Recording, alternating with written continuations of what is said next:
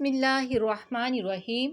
حضرت ابن عمر رضی اللہ تعالیٰ عنہ بیان کرتے ہیں، رسول اللہ صلی اللہ علیہ وسلم نے فرمایا، جو شخص وضو ہونے کے باوجود وضو کرے تو اس کے لیے 10 نیکیاں لکھی جاتی ہیں۔ حضرت عقبہ بن عامر رضی اللہ تعالیٰ عنہ بیان کرتے ہیں، رسول اللہ صلی اللہ علیہ وسلم نے فرمایا، جو مسلمان وضو کرتا ہے اور وہ اپنا وضو اچھی طرح کرتا ہے، پھر کھڑا ہو کر مکمل توجہ کے ساتھ 2 رکعتیں پڑھتا ہے تو اس کے لیے جنت واجب ہو جاتی ہے۔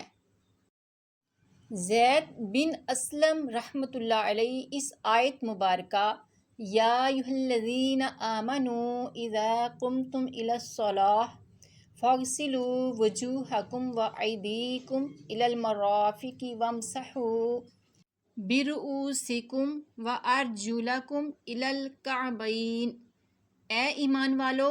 جب تم نماز کی طرف اٹھو تو اپنے چہروں کو دھو لیا کرو اور اپنے ہاتھوں کو بھی کہنیوں تک اور اپنے سروں کا مسح کیا کرو اور اپنے پاؤں ٹخنوں سمیت دھویا کرو۔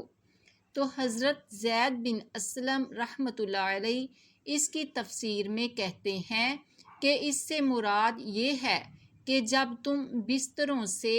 یعنی نیند سے اٹھا کرو تو وضو کیا کرو۔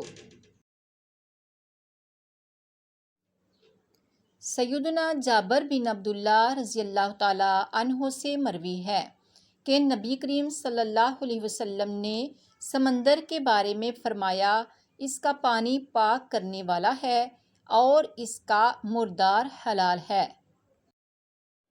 سیدنا عثمان بن عفان رضی اللہ تعالیٰ عنہ بیان کرتے ہیں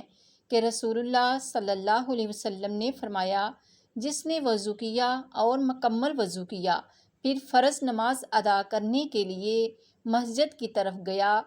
اور وہ نماز ادا کی تو اس کے گناہ بخش دیے جائیں گے۔ سیدنا عثمان رضی اللہ تعالیٰ عنہ بیان کرتے ہیں